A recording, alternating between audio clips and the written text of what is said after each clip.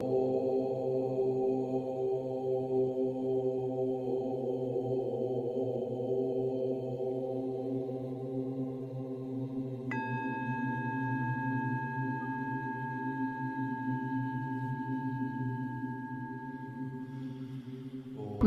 दर्शक बंधु मु ज्योतिर्मयी आपण देखुंट आष्ट्र संवाद जातक समाचार। आज आम सहित अच्छा ज्योतिर्विद श्रीजुक्त कैलाश चंद्र दास। तेबे चलतु जानिबा आपण पठाई जातकर समस्या और समाधान विषय। श्रीकांत शर्मा हरिद्वार जन्म तारीख है 12/9/2001 संध्या 5:36। देखु श्रीकांत बाबू यदि आपणकर जातक को विचार को निया जाए आपणकर राशि नक्षत्र हूँ 6-3 मिथुन राशि, लग्न कुंभ, राहु महादशा जन्म। राहु रही आपणकर उच्चरे पंचम रही। आपण पचार आपणकर स्वास्थ्य शनि लग्नाधिपति व्ययाधिपति शनि आपणकर केन्द्र अवस्थान कर शुक्र स्थान अवस्थान कर चतुर्थ जेहेतु रही चतुर्थ शनि बलवान एवं शुक्र घरे मित्र घरे मित्र घरे अवस्थान कर स्वास्थ्यगत समस्या विशेष रहा कथा नुह कि बर्तमान जेहेतु आपन को भोग होती शनि महादशा भोग होती बर्तमान चलती शनि रे बुध चलती शनि रे शनि पर शनि रे बुध आपन को भोग होती शनि रे रही चतुर्थ स्थान बुध रही आपणकर अष्टम स्थान जो शनि रे शनि रे बुध जो दुईटे पीरियड आप शनि बुध शनि रे केतु शनि रे शुक्र ये 4टी पीरियड आपण स्वास्थ्यगत समस्या देखादेव। जॉइंट पेन, गैस प्रोब्लेम, पेट काटी काटी हवा, खाया को इच्छा ना, निजर लोकों अप्रियता, 5 टंका आय हेले 25 टंका खर्च हवा, ये सब समस्या की आपंकर शनि महादशा आरंभ होगाठू ये भोग हो। बुध जेहेतु आपंकर अष्टम अवस्थान कर मान सम्मान हानि, मानसिक दुश्चिंता एवं संतान हेतु दुश्चिंता, संतान मान शिक्षा हो कि स्वास्थ्य हो कि ये सब जिनस आप समस्या पड़े एवं से आप सब चिंतित रही। बापा माँ पिता माता स्वास्थ्यगत समस्या कि पैतृक संपत्ति को नहीं बद ये सब जिनस आप बर्तमान 2023 मसीहा ठार शनि बुध आसला पर ये आपंकर भोग हो ये रे 2026 मसीहा पर्यंत से समय पर्यटन रे तेणु आपंकर स्वास्थ्यगत समस्या टी देव, स्नायुगत दुर्बलता, कफ खास ठंडा ये सब जिन टे स्वास्थ्यगत समस्या टी एवं समस्त कर्म प्रतिबंधक जो कमेटी आप आरंभ करेंगे जी से सहजरे हम ना 5 दिन कमटा 25 दिन हम यहाँ टे विलम्ब लगे बाकी सब मनटा चिड़चिड़ा विरक्ति भाव प्रकाश पाइब। यही समस्या रही स्वास्थ्यगत समस्या विशेष ना जहाँ रोग हम यहाँ आप ठंडा कफ खास एटा माइनर डिजीज स्वास्थ्यगत समस्या विशेष रहा किंतु मनटा सब विच्छिन्न विषादग्रस्त मान सम्मान हानि घटो पिला संतान मान क्षति हम से ठीक रास्तार जी चिंतित हे।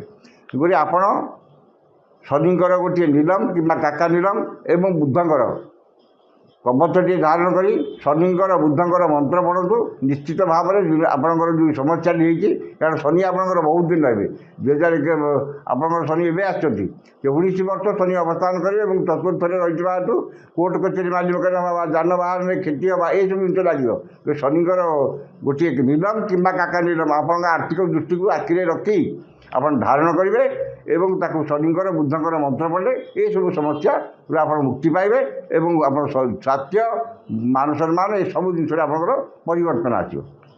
परवर्ती जातक राज शर्मा मुंबई जन्म तारीख है 9/10/2003 समय 4:03 संध्या। देखु राजबाबू यदि आपण जातक को विचार को निया जाए आपणकर हूँ कुंभ लग्न एवं राशि नक्षत्र 24/12 कुंभ राशि कुंभ लग्न एवं लग्न रे मंगल अवस्थान कर कुंभ लग्न रे मंगल अवस्थान कर आपणकर स्वास्थ्य लग्नाधिपति ବ୍ୟୟାଧିପତି ଶନି ପଞ୍ଚମରେ ଅବସ୍ଥାନ କରୁଛନ୍ତି, ବୁଧରେ ମିଥୁନରେ ଅବସ୍ଥାନ କରୁଛନ୍ତି।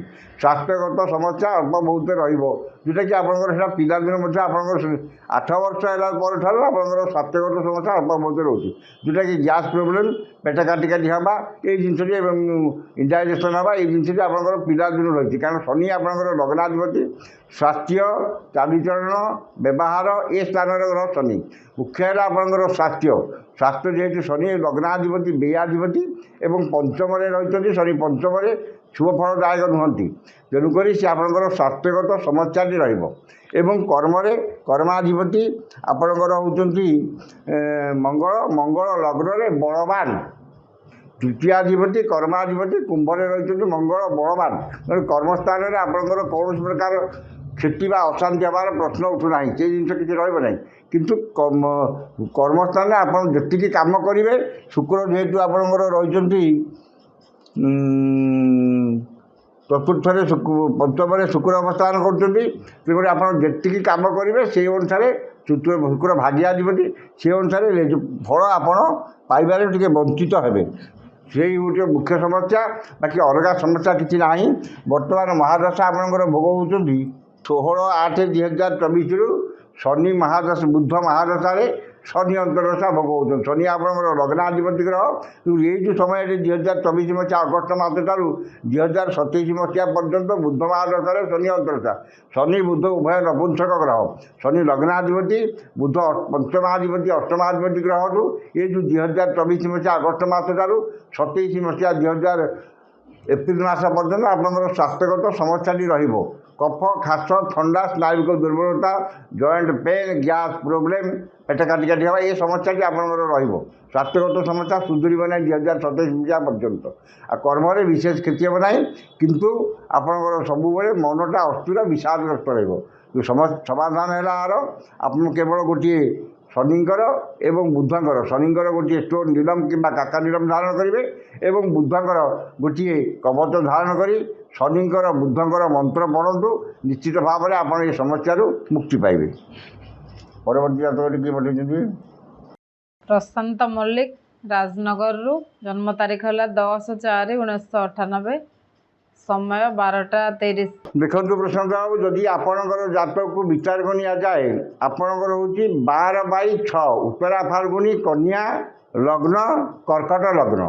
ଆପଣଙ୍କ ମୁଖ୍ୟ ସମସ୍ୟା ହେଉଛି ବିବାହ ସମସ୍ୟା। ଆପଣଙ୍କର ସପ୍ତମାଧିପତି ଅଷ୍ଟମାଧିପତି ଶନି ଅବସ୍ଥାନ କରୁଛନ୍ତି ମୀନରେ, ନବମରେ ଅବସ୍ଥାନ କରୁଛନ୍ତି, ତାଙ୍କ ସାଙ୍ଗରେ ରବି, ବୁଧ, ଶନି ତିନୋଟି ଗ୍ରହ ଅବସ୍ଥାନ କରୁଛନ୍ତି। ଆପଣ ଜନ୍ମ ହୋଇଛନ୍ତି ରବି ମହାଦଶାରେ ଏବଂ ଶନି ଆପଣଙ୍କର ହେଉଛନ୍ତି ବିବାହ ସ୍ଥାନର ଗ୍ରହ। ସେ ନବମରେ ଅବସ୍ଥାନ କରୁଥିବା ହେତୁ ଏବଂ ଜାତକର ମୁଖ୍ୟ ମାରକ ଗ୍ରହ ହେତୁ ବିବାହରେ ବିଳମ୍ବ ଘଟିବ। ଏବଂ ସ୍ୱାସ୍ଥ୍ୟଗତ ଚନ୍ଦ୍ର ଯେହେତୁ ଆପଣଙ୍କର ରହିଛନ୍ତି ତୃତୀୟରେ, ଲଗ୍ନାଧିପତି ଚନ୍ଦ୍ର ରବିଙ୍କ ନକ୍ଷତ୍ରରେ ତୃତୀୟରେ ଅବସ୍ଥାନ କରୁଛନ୍ତି। ଏବେ ତ ଆପଣଙ୍କର ବୟସ ବେଶୀ ହେଇନି, ଜମା 26 ବର୍ଷ ହେଲା, କିନ୍ତୁ ଆପଣଙ୍କର ସ୍ୱାସ୍ଥ୍ୟଗତ ସମସ୍ୟା ବିଶେଷ ରହିବ ନାହିଁ। କିନ୍ତୁ ବର୍ତ୍ତମାନ ଆପଣଙ୍କର ଭୋଗ ହେଉଛନ୍ତି ରାହୁ ମହାଦଶା ଭୋଗ ହେଉଛନ୍ତି। ଯେଉଁ ରାହୁ ମହାଦଶା, ରାହୁ ଆପଣଙ୍କର ରହିଛନ୍ତି ସିଂହରେ ଅବସ୍ଥାନ କରୁଛନ୍ତି।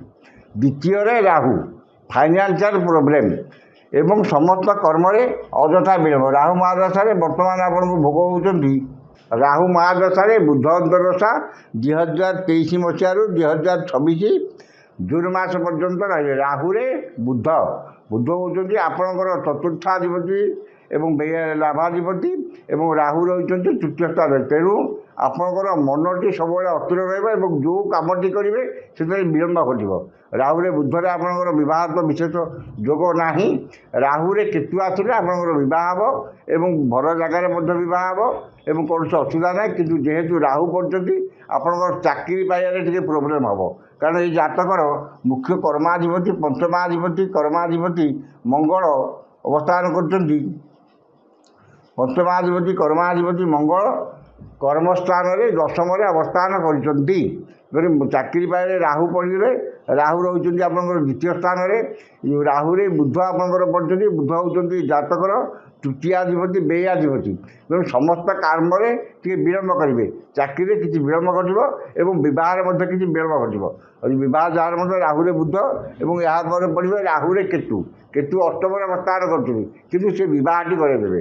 ସେ ସମୟରେ ରାହୁ ଯେହେତୁ କେତୁ ଯେହେତୁ ଅଷ୍ଟମରେ କୁମ୍ଭରେ ଅବସ୍ଥାନ କରୁଛନ୍ତି, ଦୁର୍ଘଟଣା ଘଟିବାରେ କିମ୍ବା ଉଚ୍ଚସ୍ଥାନ ପତନ, ସେ ଗାଡ଼ି ଘୋଡ଼ା ଚଲେଇବା ଟିକେ ସତର୍କ କରିବେ। 2025 ମସିହା ପରେ ଆପଣଙ୍କର ବିବାହଟି ସମ୍ପନ୍ନ ହେବ। ଏଥିପାଇଁ ପ୍ରତିକାର କୌଣସି ଆବଶ୍ୟକତା ନାହିଁ। ଆପଣ 2025 ମସିହା ପର୍ଯ୍ୟନ୍ତ ଅପେକ୍ଷା କରନ୍ତୁ ଏବଂ ସେ ସମୟରେ ବିବାହ ଏବଂ କର୍ମ ଦୁଇଟା କେତୁ ଯେହେତୁ ଆପଣଙ୍କର ଅଷ୍ଟମରେ ରହିଛନ୍ତି, ବିବାହ ତ ନିଶ୍ଚିତ ଭାବରେ ହେବ ଏବଂ କର୍ମାଧିପତି ମଙ୍ଗଳ ଯେହେତୁ ଦଶମରେ ନିଜ ଘରେ ଅବସ୍ଥାନ କରୁଛନ୍ତି, କର୍ମରେ ମଧ୍ୟ ଚାକିରିରେ ମଧ୍ୟ ଉନ୍ନତି ଆସିବ। ପ୍ରତିକାରର କୌଣସି ଆବଶ୍ୟକତା ନାହିଁ। ଆଜି ପାଇଁ ଏତିକି। ପୁଣି ଦେଖାହେବ ଆସନ୍ତା ରବିବାର ସନ୍ଧ୍ୟା 8ଟା ସମୟରେ। ରହୁଛି, ନମସ୍କାର।